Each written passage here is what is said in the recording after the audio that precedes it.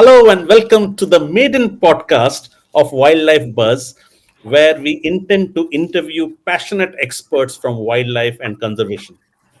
We couldn't have found a better guest than who we have today, Uttara Mendiratta, as our first guest. Uttara is a conservation biologist, counter wildlife tracking expert, researcher, and consultant. She is a conservation biologist with extensive experience in countering illegal wildlife trade, particularly focusing on trade of lesser known species in South Asia. She has contributed significantly to understanding illegal wildlife trade networks, crafting conservation strategies, and raising awareness about the ecological impact of wildlife trafficking. Her work combines scientific research, policy advocacy, and collaboration with local communities to safeguard biodiversity. At present, she is pursuing her PhD from Vrije University, Amsterdam, Netherlands, in the field of criminology and is a part time consultant for the Wildlife Trust of India, where she's looking at cyber assisted wildlife tracking. So, as you can see, we do not have an ordinary guest today. With that, let's welcome Uttara. Hi, Uttara. Welcome to our podcast, first maiden podcast. How are you doing today? Thanks, Ravi. Thank you so much. And I'm really happy to be here. And I think, Wildlife Buzz is a really new, exciting concept. And I'm happy to be contributing to this and being a part of this. So thanks for the invitation. Excellent, excellent. I'm looking forward to your active participation there. Before this podcast, we just spent close to 20, 30 minutes getting to know each other. And in those minutes, I could understand how passionate and how much you have completely committed your life to this cause. And it's a rare thing to see. And I've not met many people who are so driven and who are so living their life um, in pure intention. So that was quite inspiring to know, and that's why I'm very looking forward to this conversation to know your motivations, and that's why let's start on that personal journey of yours on what inspired you to become a conservation biologist and specifically in the work of countering wildlife trafficking.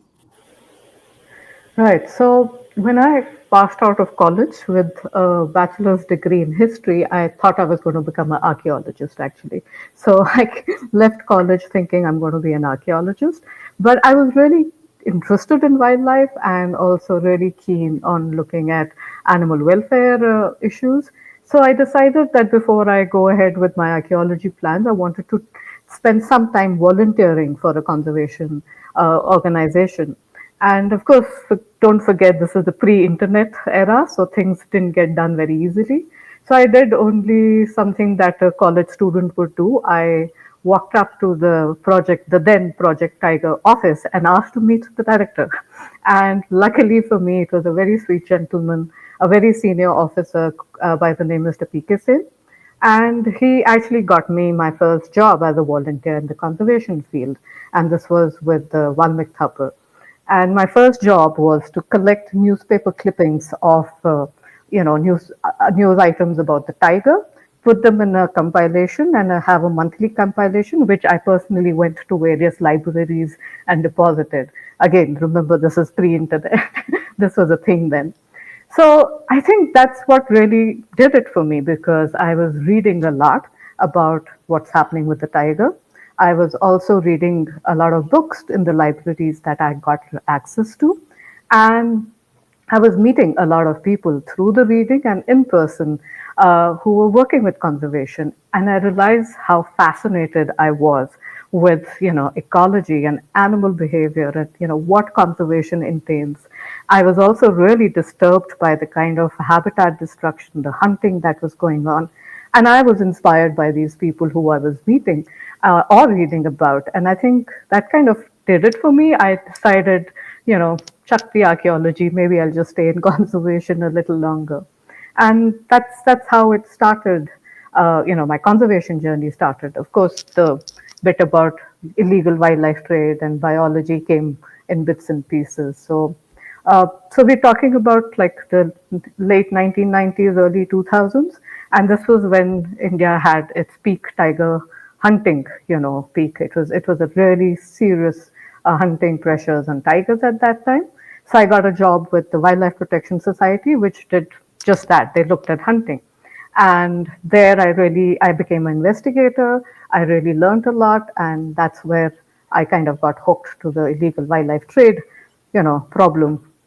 The biology part actually came almost 7 years later, where I started to realize that I needed some basic information about ecology and animals and the background information that I was really desperately lacking.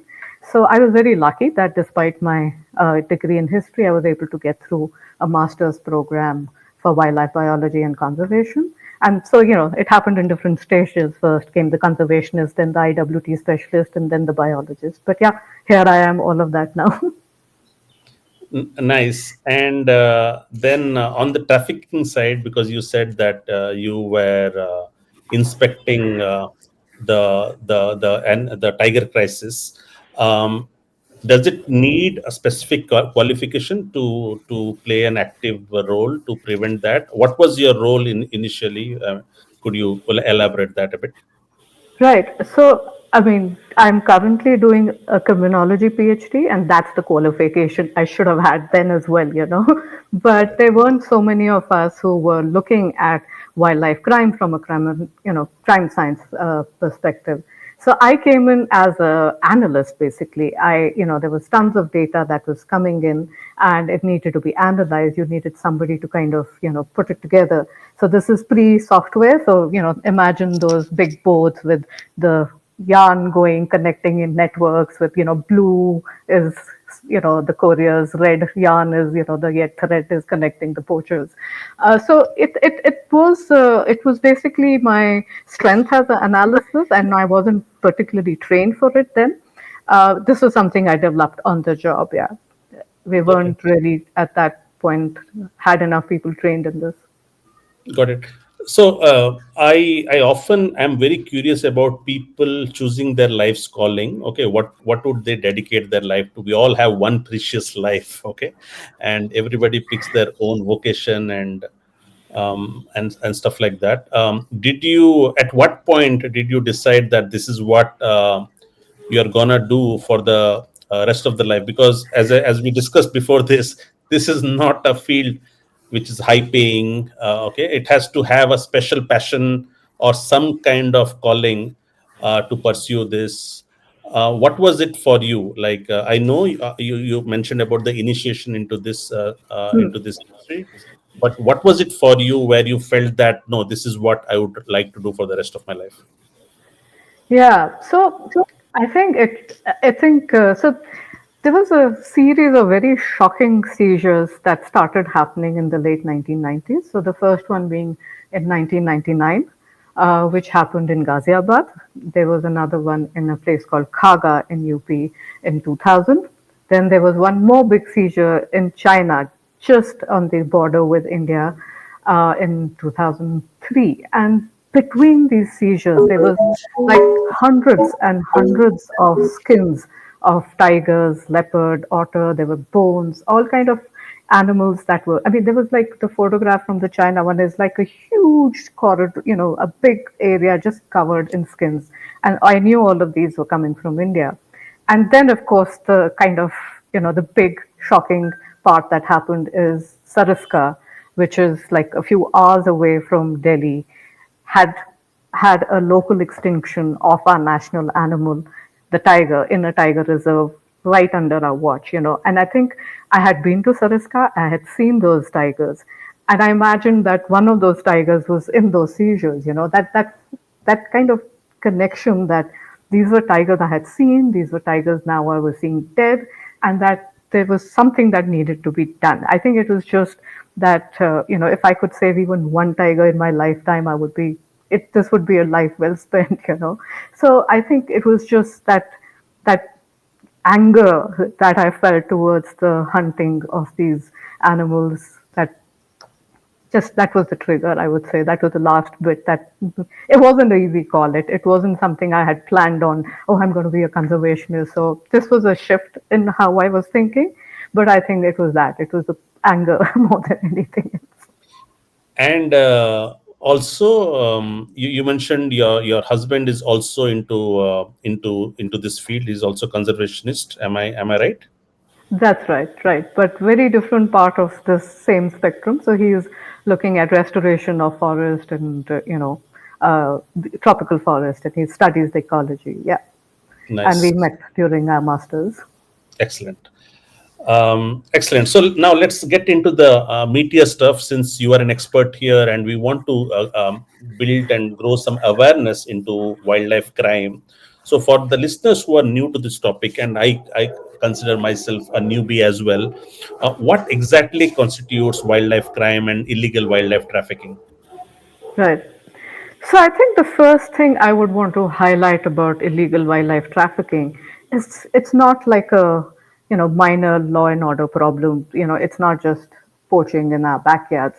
If you look at if you were to list out the top illicit activities globally, illegal wildlife trade features in the top five.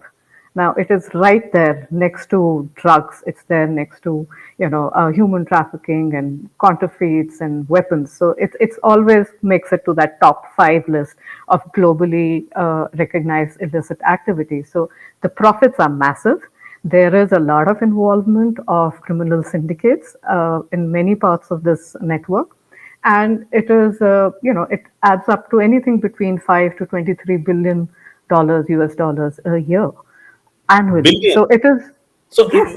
so where is the money being The- made? Is it like wild, like is it trophies or so medicines made out of wild bodies, or what? Where is the money? Where is the value is getting created? Billions of So dollars. the thing is that this includes three things. One is timber, which is really really big. It includes IUU fishing, which is illegal, uncontrolled, and unregulated fishing, and wildlife trade.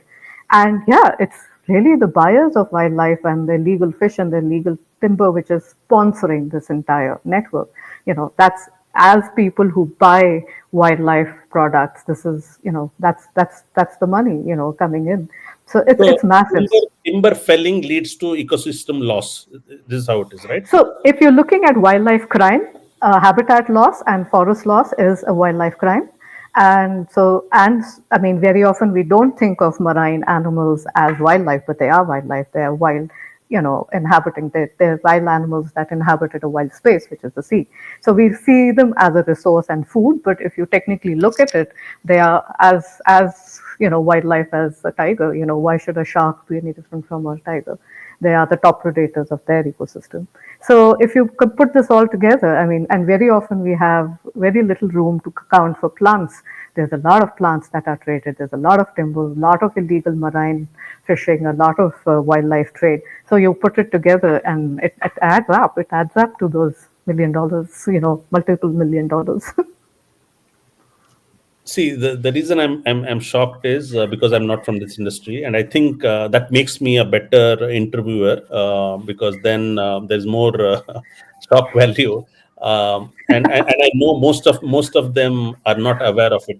So fishing, we all know, we take it for granted, right? Because it is staple diet. Is there a line beyond which fishing is illegal and legal, or all fishing is illegal according to you, or No, no, any no. consumption of meat or animal products is bad for the world? Could you just elaborate this a So little bit? yeah, sure. So, I mean, all three kind of trades that I mentioned, timber, wildlife, and marine, they all have a legal and a illegal component to it. So, some of it is legal. Even killing a tiger might have been legal in the past. They were in the British Raj. There was a bounty on tigers. So, if you look at space and time, these trades have had a larger legal component and a smaller illegal component. And the way it's shifting now is as and the resources are getting depleted, let be it animals or fish or timber, more and more protection has to be offered before they go completely extinct, or if they become unsustainable.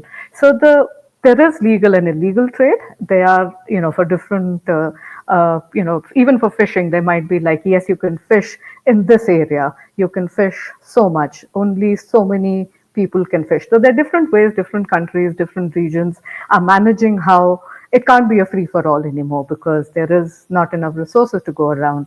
So there's a lot of regulations.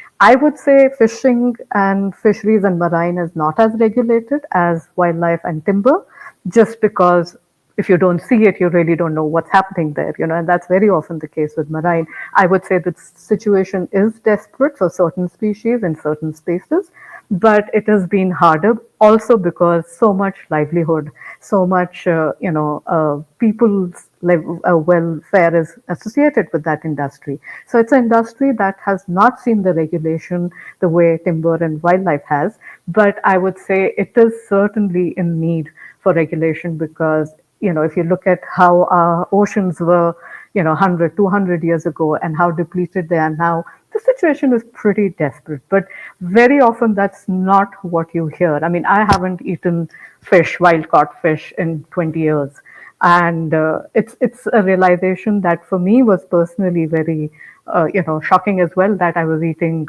wild meat. I mean, that's pretty much what it is, but it is normalized, and it has been. I mean, a lot of our consumption of wildlife, our use of wildlife, goes back thousands of years. That's how we have evolved to use. But it's only now. So think about it. When we started agriculture as humans, 99% of the world's biomass was wildlife.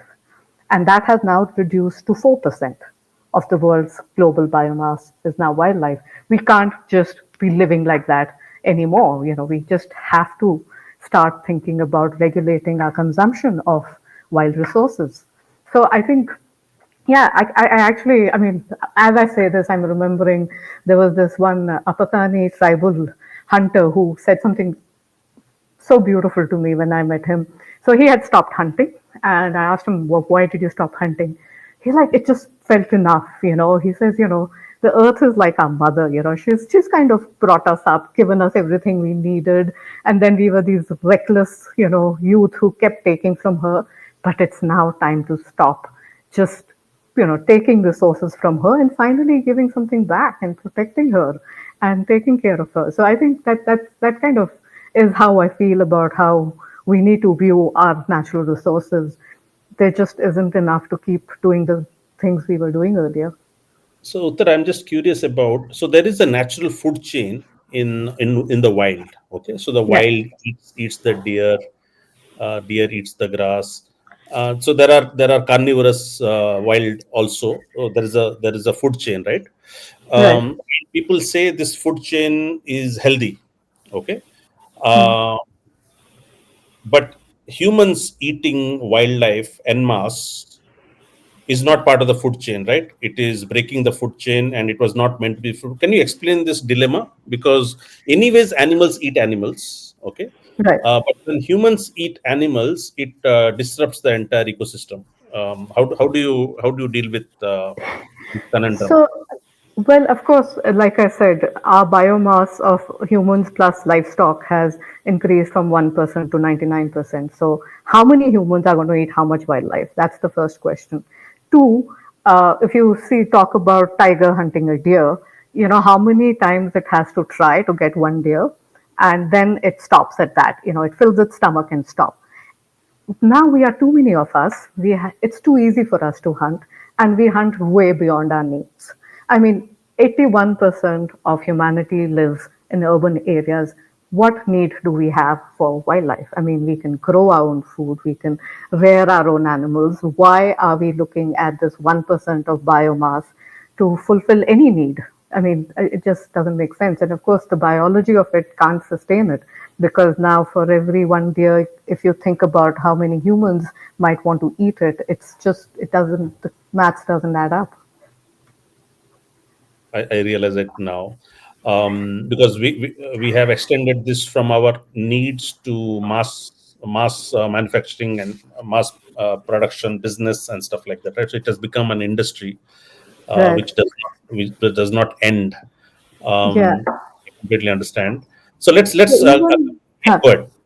No, I was Okay. saying even, in some of the tribal communities where they're indigenous hunters, there's a lot of backlash towards hunting with guns, hunting with, going on four by fours with super, efficient guns and hunting. And a lot of the older people are saying this is not traditional hunting. Yes, we had traditional hunting and that was okay, but this hunting at night with torches and guns and going deep into the forest with, in vehicles and bikes and all is not really, traditional hunting. So, I mean, expand that to a urban population. What justification do we have to consume? Got it. Got it. So let's Right. come back to wildlife crime. Maybe you can give us a context of the crime that is happening today. Okay. Right. See, we never traditional media, okay, or mainstream media. We do not get to hear so much unless it is reported or something extraordinarily bad happens, right? But most of them is remains underreported. So, what is the state of wildlife crime today globally? So, yeah, so I would say, wildlife crime, of course, like I said, has to be seen in terms of the law. I mean, there is legal and there's illegal crime, and as I said, as populations of wildlife is becoming, rarer and more depleted and facing more, the laws are trying to strengthen and keep up with this and, prevent extinctions, prevent local extinctions or global extinctions. So law is trying to keep up with the conservation needs. And despite that, I think it is a bit bleak because there is a lot of trade that happens for pet markets. There's trade for medicinal use, traditional medicinal use. People still like meat as a delicacy. There's curios, there's fashion industry. The reasons why we want to consume wildlife in some form is really, really long. And like as we move from one location to the other, the laws might change. Like in India, of course, our native species like tigers and elephants and rhinos are illegal to kill. If you went to the US, the bald eagle, which is their flagship species, illegal to kill. So laws change as you go from one space to another. So I think everybody is trying to prioritize what is most meaningful to them. And this could be cultural icons. This could be, just your state birds. Sometimes the states would go out of their way to protect their state birds or species that are really really facing extinction. So I think there is this constant catch up between conservation and law. As things get harder for the species, more protection needs to be offered, less trade needs to happen. So I think there is a bit of a catch up that's going on constantly with this. And of course, for species which are not endangered, like in India, we don't permit parakeets to be traded because they're native and we don't want to see ourselves in a situation where losing a lot of them. But the same parakeet in Europe would be totally illegal to buy with some paperwork perhaps. So it is very dynamic and there is a constant catch up between the conservation needs and the laws. And I'm sure that there'll be a lot of lawyers who would be able to explain this to you well. But that's the crux of what is happening. There is increased need for more protection as species get traded, they get depleted, and yeah, we're just trying to keep up with that. So, Does amongst that all, yeah, yeah, sure, thanks. Of all the countries, which are the countries or regions that are most aware on the government side and are stringent against acting against wildlife crime? And I have a feeling India is good at that, or it's just a misconception, So India has historically been one of the flag bearers of conservation. Right isn't from it? Yeah. 1970s, we got really solid, really good laws. So we have a legacy of being a very strong conservation community. But to be honest, that's under threat right now. I think earlier we were these victims of illegal wildlife trade. We were desperately trying to protect our tigers and our elephants from international markets. But now we are a market. We are a massive market for exotic wild pets. Every week, if not, I mean, every month, if not every week, we have a seizure at our airports where very endangered species, sometimes really rare species are brought in to be kept as pets in India. So that's a really disturbing trend for a country that had this rich ethos of conservation. I mean, so that's a bit of a change in how India has been seen. But there are a lot of countries where there are laws and they are enforcing these laws. Australia, US, China to some extent, and yeah, so there are a lot of European countries are quite conscious. But again, a lot of Europe, a lot of US, a lot of Southeast Asia allows for legal trade. And there is that once you allow for legal trade, there is blurred boundaries. So you don't know very often the distinction between legal and illegal becomes blurred, and it is much harder to for enforcement agencies to understand what's legal and illegal. So that kind of demoralizes or make enforcement difficult. So yes, I think India has mostly taken a preventive banning kind of approach, and therefore they have had a lot of seizures. They've had a lot of enforcement action against wildlife, and yeah, we've done really well. And I hope we are able to check ourselves now from becoming a big market. Got it. So let's talk about a little bit about the crime network syndicates and the supply chain and the economics. You briefly touched upon, but maybe we can get into it a little in detail. So how do these trafficking networks operate? Like, is this organized? Are there crime groups? You mentioned about billions of dollars of business, but how's the syndicate works all the way? Because if first of all, if it is illegal, why would anybody want to keep these pets anyways, risking their is it just out of vanity? Okay. And stuff like that. So could you explain that syndicate a little bit? Right. In, So, first of all, there isn't one syndicate that's operating wildlife crime. There are different, products. There are different markets. So you have turtles, live fresh water turtles, soft-shell turtles that are for a large demand for consumption. Then you have tigers, which are for an international market, which is for either bones for medicinal traditional medicine or skins for products, and then there's like wild pets, and that is very often you could launder illegally brought animals into a legal market because there are gaps in the policy and stuff. So there are different kind of syndicates operating. Typically, what we've seen is that high value products, maybe tiger, and high volume products, which could be like the turtles for meat, these tend to be a little more organized because the net profit is very high, and that attracts a lot of the syndicated kind of groups to kind of come in because there's high profit, either because the value of the product is very high or the volume is so high. And typically, wildlife is not seen as a priority, so detection tends to be low. So if you get good profits, the chances of getting caught are not as much. And the cost, like if you're growing drugs, there's a lot of cost that goes into actually manufacturing the drug. In wildlife, it's a ready product that you just need to pick, and very often it's not you don't need a lot of resources to extract this from the wildlife. So it is low investment, low detection, I mean low enforcement action, low risk, and high profit. So obviously it attracts a lot of syndicates.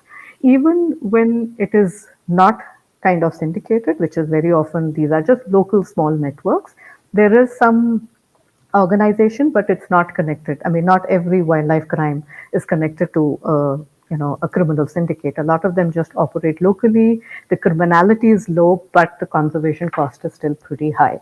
So, and also, I think the third thing which is kind of important to remember is any cross border, and I'm talking about an international border, any cross border trade of wildlife will land up overlapping with other syndicates because there is only so many people who take contrabands across international border. This could be a land border, it could be a sea port, it could be an airport. So there are these kind of specialized networks that take contrabands across international borders. And for them, it doesn't matter if it's drugs, it's arms, or it's wildlife. So there again, we meet the syndicated wildlife for sure, even if the rest of the network is not connected to a very criminal syndicate.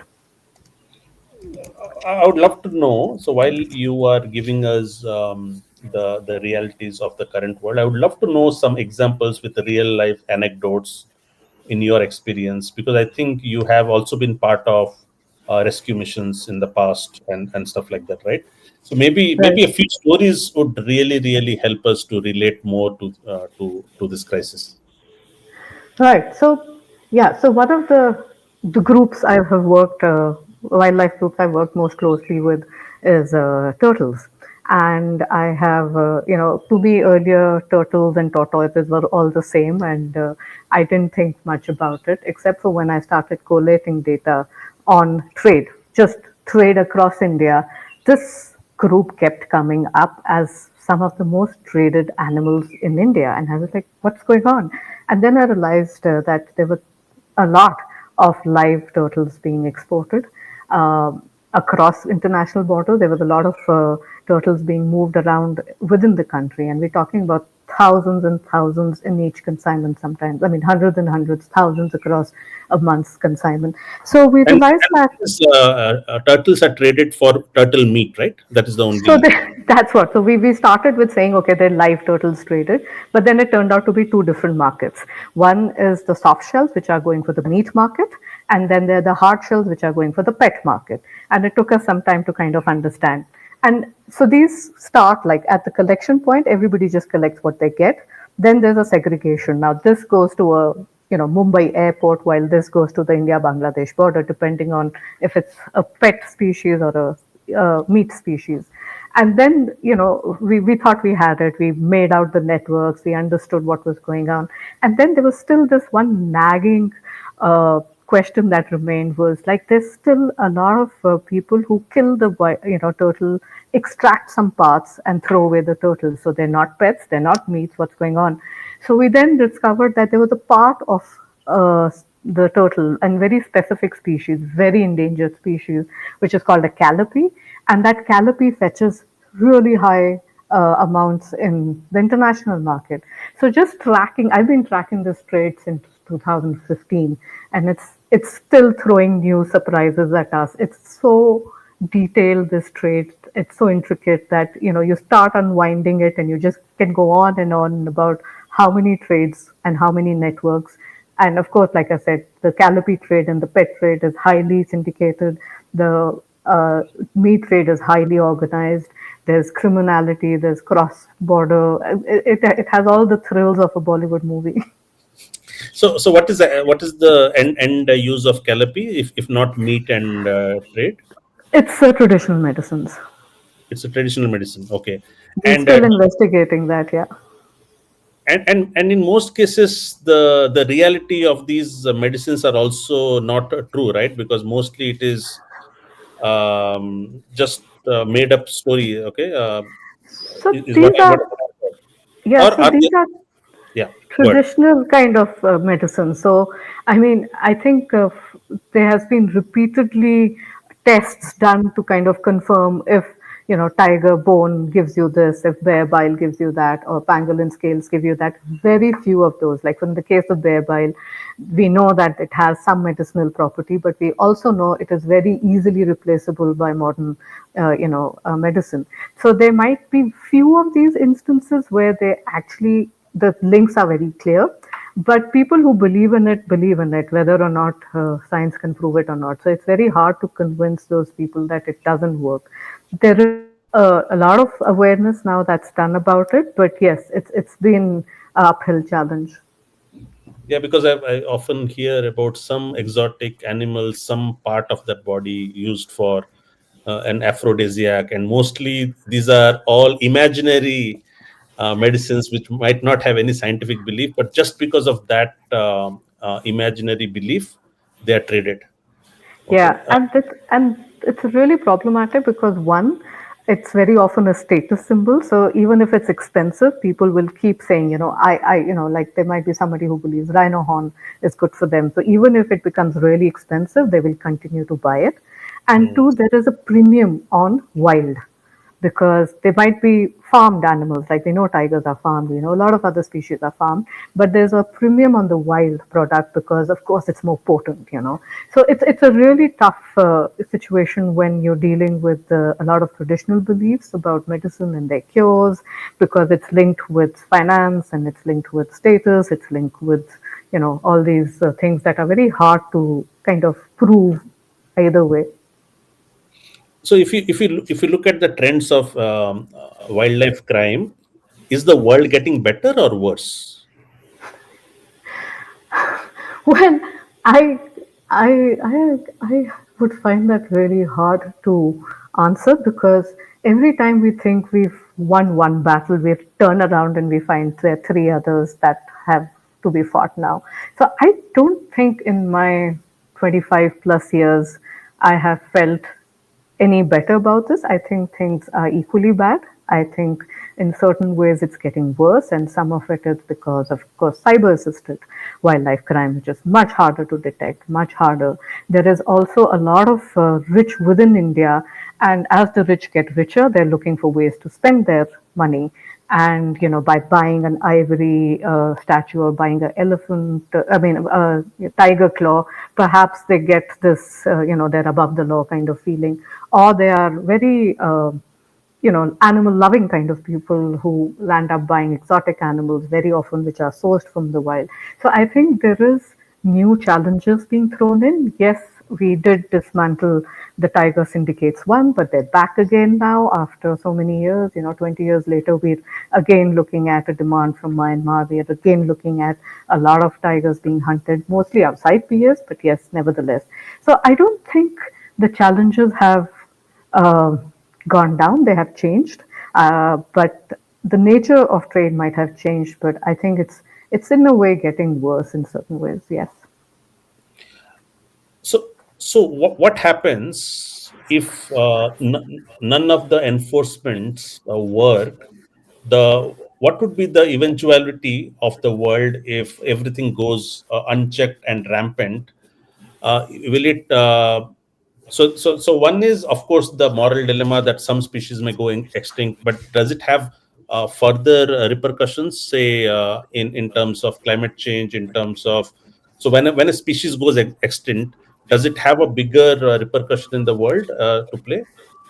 Yes, and I think this has been like science has tried to highlight this. It's just not getting the attention it deserves. It's all intertwined. A hornbill goes. Your forest needs birds that will disperse seeds of large trees. So large trees have large seeds, and you need large mammals or large birds to disperse those. Once you take away that, you will end up with no regeneration of those trees, because there's nobody spreading it. So they're called the farmers of the forest, because they take these seeds and they plant them in different places where it's easier for them to grow. And empty forest is a real thing. So once you hunt out the entire forest, it's empty, and then the functioning starts to change of that forest. The way the interactions are broken affects the overall ecology. And of course, once you cut down the trees, if you're going to that extreme, your water is coming from catchment areas, and this is something, there is a lot more awareness in rural parts, where a lot of the people who I meet in Northeast are very possessive about their catchment areas, because they've gone through cycles where they have they've had droughts because they cut down too much trees and their water went out. Sitting in urban centers, we can't see these connections, but these connections are real. And right now, I mean, a place like Bangalore, where both of us are sitting today, water is brought from wherever it is, but it's here. But how far are you going to keep going? How far are you going to go to get this water? There are limits to that, and I think those are the limits we have by design not been shown, but they're real and they're going to hit us, which is why, when you look at the estimates about, what are going to be the dry cities, Bangalore turns up as one of them, because it has exhausted a lot of its traditional water sources. And now we're just expanding and expanding, but there's limits to that. And it's also water coming from somewhere else, somebody else's water that's coming. So there's questions of equality and equitability. So there are real repercussions, which as urbanites we have been protected from. And as farmers, you would talk to the people, they'll tell you about how many more pests they have and how much more pest control they need to do because the natural pest control, like birds and other insects have been taken out of the system. Bees are pollinators for our, most of the food that we eat is pollinated by bees. And as these systems collapse and bee seas collapse, people are struggling to have pollination. We're not going to get, orchards are not going to get pollinated. There's going to be no fruit set. So these are, as people kind of caught up in the urban hype of life, and we are disconnected from this. But Yeah, these yeah, are yeah. real problems. Complete lack of awareness. People are busy making a livelihood. uh, they are on this perpetual treadmill. They have no time and patience to know about what is impacting, and in fact the repercussions could not be immediate. It could be to the next generations, and Absolutely. that's why, since there is no immediate cost you are paying, if you are not aware of it, the cost will be borne by our next generations, right, our children. No, we're actually paying a cost. So, people keep talking about how expensive fruits are, but if you really think about why expensive fruits are, it's because pollination is dropped in so many places, So there are these costs, but we're just not seeing it for what it is. And we all complain about why do the farmers put so much pesticide? All our food is contaminated because they don't have natural pest control anymore. What choice do they have? So it is affecting us now. We're just not adding up the dots. Do you have examples of permanent damages already done in the ecological balance because of lack of enforcements and unchecked animal crime? That I mean, permanent damage. Like I said, I mean, some of our forest has started to look different because we took away all the big seed dispersal animals. So we're seeing a change in the ecology over years. Certain forests have started to look different. Their their ecology has changed.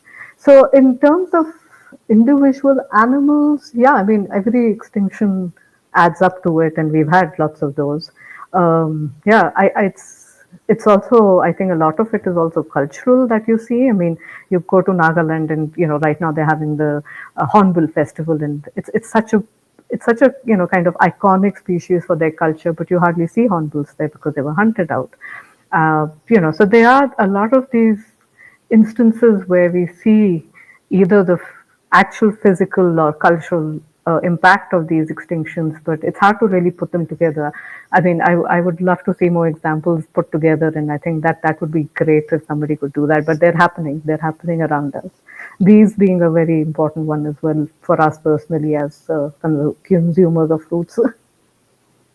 Got it. So the saviors are the conservationists, or the saviors are people who are fighting against animal trafficking, animal crime. So there is a dynamic. Okay, so there is the criminal and the enforcement who's trying to save the crime.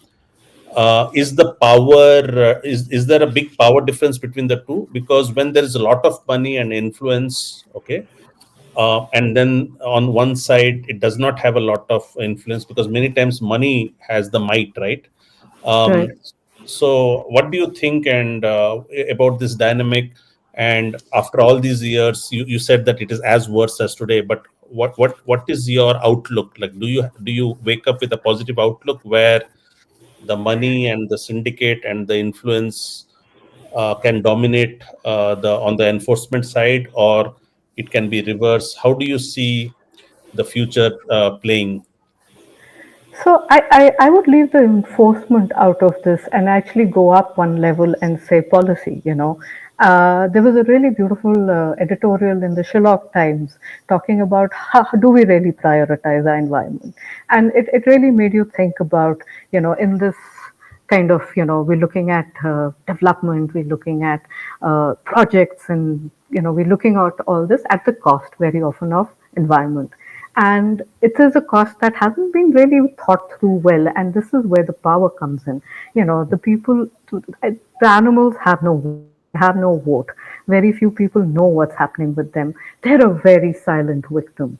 and nobody to really represent them. The conservation community is small, and understandably, because it's not an easy profession. You're dealing with very depressing, kind of situations all the time. It's underpaid. You have to be really committed to be in this field. So how many people can really afford to do that? Can somebody who's struggling to make ends meet or have large families to feed really take on conservation? There is the mental health issues associated with waking up to dead animals every morning. I mean, your job is to look at dead animals. So it's hard to be a conservationist, and therefore there aren't many, and the ones who are there are very powerless. We don't have a lobby anywhere to go represent us, and we are representing forest and wildlife. I mean, we're talking about wildlife trade. Let's even look at habitat destruction, which is perhaps the even bigger problem. There's so much habitat destruction, and people are made to believe that by planting a sapling, they are somehow making the problem go away. I wish it was even close to the truth.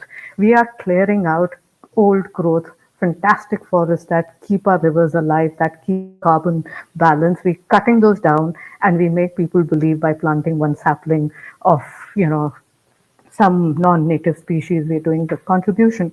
So the I think there has been a real disconnect about what needs to be done for conservation and what is being done, and those who are looking at it from a lens of science and reason are really kind of a minority, and they're a very silent minority, and they represent an even more silent minority. So it has been very frustrating, to be honest. I think the conservation community is highly demoralized, desperately in need for help. And it is strange because there's so many people who think wildlife should be saved, that environment needs protection, but the people who are actually working for it find very little support because of the lack of awareness about what needs to be done. You're made to believe that planting that tree is going to do it, but it's not. You need to fight the big industries which are going to be cutting down those trees for a mining project. But where is that movement? It's not there. Sorry, I can't hear you. Are you on mute? Sorry, you mentioned about policy, Uttara. Who how so who should so government should make these policies, but many a times governments are also lobbied, right, Right. with the industries and the corporates and stuff like that. Uh, how should what is the best way to make policies that are neutral, that are objective, and working towards the benefit of climate and nature and wildlife? So again, India did have a lot of these policies in place which are being dismantled by these, under the pressure from these lobbies. And that's just really tragic to watch because there were systems in place. There were environmental clearances. There were, when you get in clearances, but a lot of those has been pulled back because ease of business has become a big thing. We want to investors to come in and invest, but at the cost of what? Yes, we will get more industry, we will mine more coal, we will meet these targets, but the loss of environmental security, and we look at the kind of landslides we've seen over the years in Uttarakhand and all these Himalayan places, we can see that what we've done is already destroying lives. It is already destroying communities. It is destroying so much of our natural, wealth. But we don't seem to be learning from it because the lessons are going to be really hard. We are looking at big changes, and how many of us are really, in the big change kind of, like you said, everybody is just caught in their lives. How many people have the time to sit back and think and say, it's time for big changes, and I'm going to ask for these big changes because as long as we have water in our taps and we have food on our tables, life goes on. But for a lot of communities that are not in urban areas, that are not privileged, that's going away. And only those are the people who are really fighting. So some of the most passionate movements against destruction of wildlife or destruction of habitat and forest I've seen from the rural areas because to them it is a day-to-day matter. But our urban India is really not clued in. because it's just not affecting them the way it is right now. It will catch up. Prices, everything, environment, your beautiful house in the hills will come down and then suddenly it'll matter. But yeah, it is affecting lives disproportionately right now. So the push is not from the strongest of our lobbies. The push is against the environmental protection at the moment. Excellent. I just want to leave with one question to you. Whoever is listening to this podcast, what do you think are the ways for meaningfully contributing without falling into like guilt-driven activism, right? So, what do you think would be the message? How can more people join hands and stuff like that? Right. I won't totally rule out guilt driven activism. We might need some of that. But yes, I think there are a lot of meaningful ways that we can really think about first our own behavior. I mean, we have to think about, are we consumers? I mean, it could be, like we discussed, it could be the fish you eat, it could be the exotic pet you get, or it could be a leather bag you're buying. I think as consumers, we need to be more conscious. We need to seek out information which is not easily available to us right now. And two, I think we do have to make the bigger change as a community to really think about, are we going to prioritize wildlife? Are we going to prioritize environment? Because we've all educated, we've learned enough to know that senselessly destroying our environment is not going to bring us to a good place. But what are we really doing? And if it means questioning big developmental projects, if it means, saying, yes, maybe we will have to manage Bangalore's water differently, are we willing to make those big decisions? Because it's not about now little, we need something bigger and more meaningful to really fight this. It's a bit late in the day to now just stop using plastic and say everything's going to be okay because and plant a tree and say, okay, I've done my share.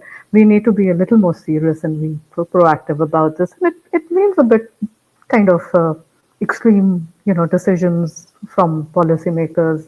We have to put a line to what kind of development we want, at what cost we want it, do we want it at all in certain cases. So I think there are bigger questions to ask, and ask. We must see ourselves as not just being consumers, but as protectors, because at the moment we live in a capitalist society where consumerism is celebrated. And understandably, that's how the society has been structured. But consumerism of all sort is not going to be good for us. And where are those lines? I think we need to understand. Any countries that you think are better role models with policy when it comes to handling conservation and wildlife and ecological balance and more conscious capitalism, maybe? So I think conscious capitalism, I would say, I mean that's a really hot topic, and I think EU is trying to really, EU, Australia, really thinking about those. What does it look like when you try and have development without, extreme capitalism. But I think a lot of the countries are learning from their mistakes. So, trade in wildlife doesn't just mean conservation concerns for the animals traded, but we have problems like alien invasive species. Species that have brought into our country can suddenly become invasive and they can destroy habitats. And many countries have proactively started working towards those, because those are more immediate effects on their own ecosystems. Then after COVID, there has been a lot of realization that wildlife trade can mean a pandemic. We know that animals carry diseases that we can get, and for all COVID might have been associated with wildlife trade or may not, but the potential is clearly there. So I think now there's a lot more push towards regulating trade, regulating, kind of easy access to wildlife resources. But I would say different countries are doing different things. I can't right away think of one who's doing it all. It's different things across different countries that I would pick if I had to. I mean, if I had to create an ideal situation, it wouldn't be one country, but different things different countries are doing. Excellent. Well, this brings us to the end of a fascinating conversation with Uttara. Uttara, thank you for your time, for helping create and generate awareness with your wealth of experience and knowledge. For me, at least, it was refreshing. You could have seen a few gasps, at least for the shock value that you created with some instances, with some numbers, which was mind-boggling. Many aha moments to take away from. I'm looking forward to have you in the future as well with more topics as we go deeper. We are looking forward to have more people like Uttara who would be coming to these podcast series and generating more awareness. Also, we have Wildlife Buzz as an app, as a community that is bringing together all these participants, whether it is conservationists, whether it is wildlife professionals, zookeepers, and everybody who is part of this entire ecosystem together.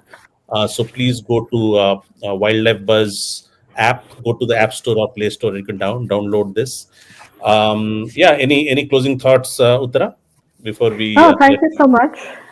No, no, thanks. And I mean, this was a nice conversation, and I hope, it serves the purpose you were hoping it would. And yeah, I'd love to engage with you in the thank you so future much. as well. Yeah. See you around. Thank Bye you. bye. Bye bye.